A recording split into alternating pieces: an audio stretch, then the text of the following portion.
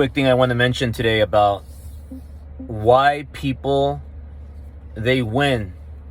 It's easy to win when you have no spotlight on you. So for example, you're a loan officer, you're a realtor, and you're starting in your career as an agent, and you have no spotlight on you, right? It's just you doing loans or selling real estate. That's it. Or I'll give you another example. You start an event. So you're going through your first event. Maybe it's 200 people, and you have no spotlight on you. Nobody knows who you are. You're small. You're not big at all. And it's easy because there's no pressure. I'll give you another example. There's a basketball team and nobody is expecting them to do anything.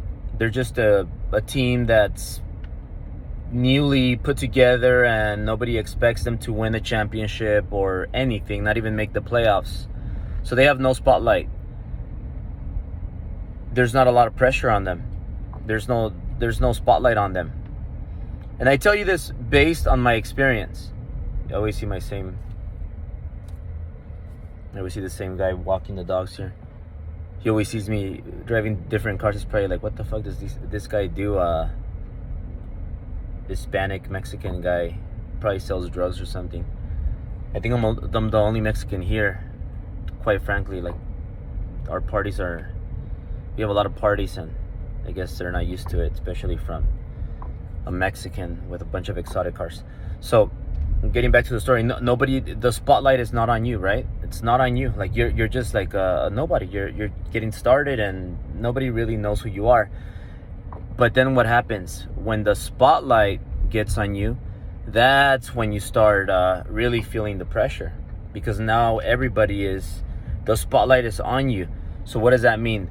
Now you have everybody watching you, from people to haters to compliance officers to the state, competitors, and I could go on and on. Everybody is just watching you because you're a celebrity. You're hot.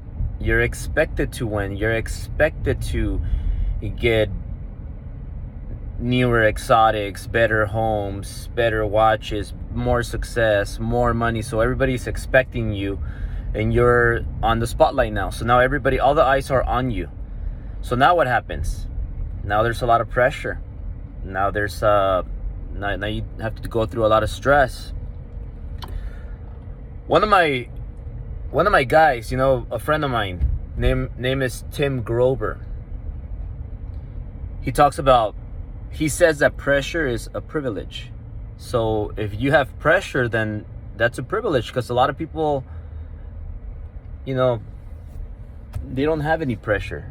They live with their parents, they have roommates, they don't run companies, they don't win championships, they have no pressure.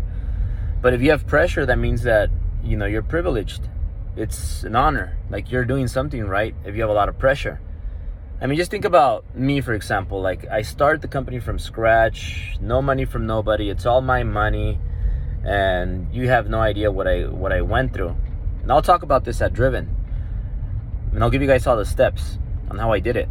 But there's a lot of pressure, and I understand now what Tim Grover means by privilege. It's a privilege to have pressure, because most people don't have the pressure. Most people just live an easy life, no vision, no mission. It's just a simple job.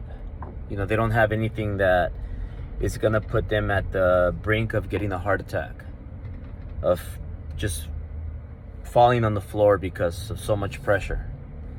It's not gonna force them to do something great. So year after year, people are watching you. The spotlight is on you, and it's really, really hard for most people. That's why there's not a lot of people that make it big.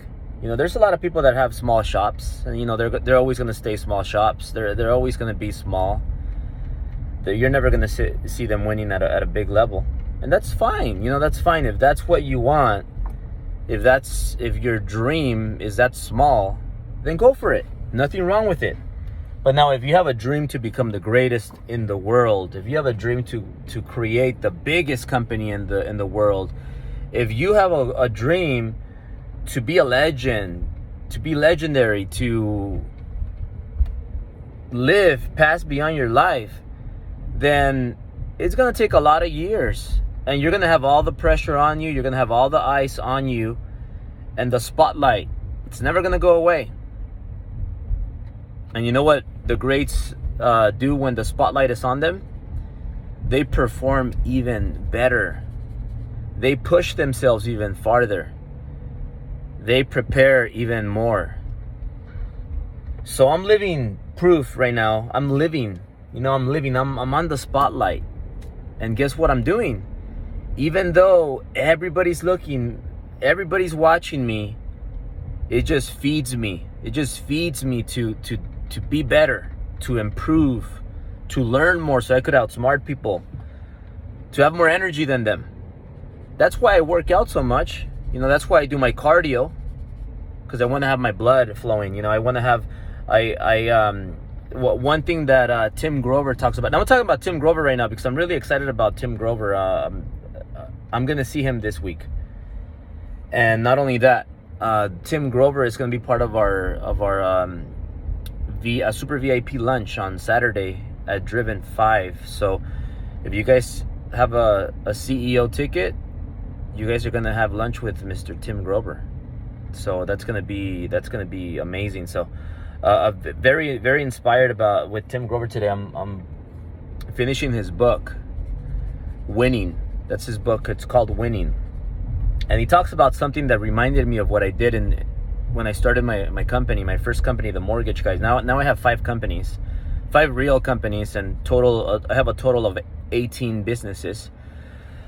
Most of them are small businesses, like for example, real estate. My Driven Academy, my Driven events, and so on. But I have 5 companies. Like legit big companies. I'm talking about companies that the first year that I opened the corp, like full corporations, LLC. These companies did $1 million plus the first year. All of them, every single one of those 5. So I have real 5 companies, and I also have quite a few other small businesses, flows of income. And I'm legit, guys. I'm legit. I wouldn't be wearing a $300,000 watch here if I was not legit. And this is just one of my mini watches. I wouldn't be driving this $500,000 Cullinan, brand new, not pre-owned. Okay, I got it with 5 miles or 50 miles, something like that. No more than 50 miles. I wouldn't be here. Like we're just moving to this big building across the street, huge, the entire floor. I wouldn't be doing that if I wasn't legit. I wouldn't be having Driven 5 with all the speakers that I have if I wasn't legit. So I'm giving you guys some input today, and hopefully you guys take notes and you learn and you start listening to the right information, because there's so many clowns out there, so many fucking clowns, and I'm tired of all these clowns that are giving you advice on nonsense, like no accomplishments, no money, no success, no nothing, and they're giving you advice on business, on entrepreneurship, on how to make millions. Like, watch who you listen to. Watch the source of your advice. Because if you listen to a dumbass, you're going to become a dumbass. If you argue with idiots, you're going to become an idiot. So don't do that. Just stay away from those idiots, dumbasses, and clowns that are teaching you business, entrepreneurship, how to make millions, coachings. Just stay away from them and pay attention to who you listen to. Watch the source of your advice. I talk about this all the time. So one thing that Tim Grover reminded me of is when I appeared bigger than I was. And what did I do? What do I mean by that? You might be asking this. So what I did was I pushed myself to the max limit. What do I mean by that? I got a Ferrari when I could barely afford a Ferrari. I got a big office here on Sunset Plaza when I could barely afford it. I made sure that I could afford it. I knew I could afford it at least the next 3 months, but I knew that I was going to bust my ass because I was going to have all that pressure, and I was going to bust my ass to make the payments and not get evicted, and I was going to bust my ass to not lose my Ferrari. I knew that I had 3 months to make shit happen. And what I thought was, you know what? If right now I'm stuck. I'm capped. I'm not making any more money. I'm not recruiting any more top talent. I'm not making noise. I'm not intimidating people. I'm not on the spotlight. I'm not on the spotlight. And I got to put myself on the spotlight. I got to become famous. I got to become known. I got to become wanted. And I knew that if I got a Ferrari, even though I could barely afford it and it was very dangerous and I could go out of business, it was going to get a lot of attention from a lot of people, and it was going to put me on the spotlight. People were going to think I was a millionaire. People were going to think I had a really successful business when I was just getting started. People were going to think I was the real deal. People were going to think I was a Goliath even before I was. And why did I get this huge office here on Sunset Plaza when it's only me and my girl, me and Sil here at the office, and my first assistant? That's it. I don't even have a receptionist. And the funny thing is, we're all in the same corner of the office. The office is so big that it's only 3 of us, and we're in the same little corner, and the entire office is empty. But what does that do to everybody else? What does that do to the big companies, to the Goliaths? What does that do? They think, they're like, whoa, who is this Albert? Who is this Albert? Is this Albert the real deal? Is this Albert, like, where did he come from? He's driving Ferraris. He has a huge office. And this guy, we got to watch out for this guy. And I started getting that attention. I started recruiting agents because they thought I was like killing a millionaire, successful mentor. And I started attracting people. But you know what? I was walking my talk. I was legit. And maybe I didn't have all the money I have today, but I had heart and I have big balls, guys, big huevos. It's little Mexican that everybody counted out. And guess what? From there on, I never looked back. I started intimidating people. And, 5 Ferraris later, 4 Rolls Royces later, 5 offices later, 5 companies later, and much more, I'm here where I am today. And why does Tim Grober remind me about that? Because when I'm reading his book, and there's a story about Michael Jordan. He had Michael Jordan train his biceps. And everybody questioned him, like, why are you having Michael Jordan train his biceps? Why? Biceps are not going to make him a better basketball player. Biceps are not going to, they're actually going to affect him the way he's going to shoot. Because I played basketball. And when you're working out, weight training, biceps and all that stuff, it's not going to help you play any better. It might even affect you a little bit.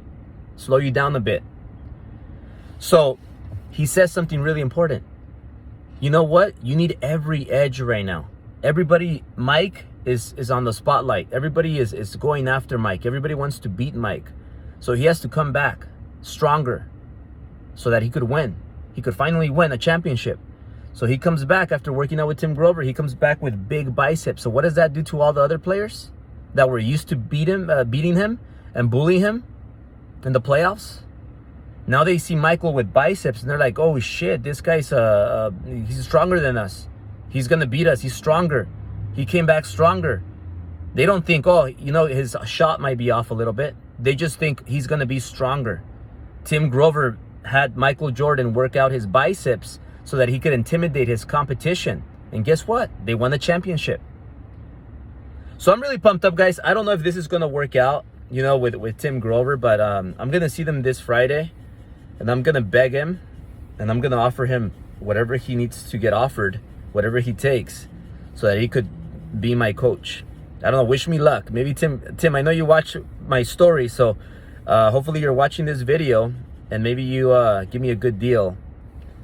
Any deal is good for you, man. Any deal. Give me, just if you actually take me, I want you to be my coach.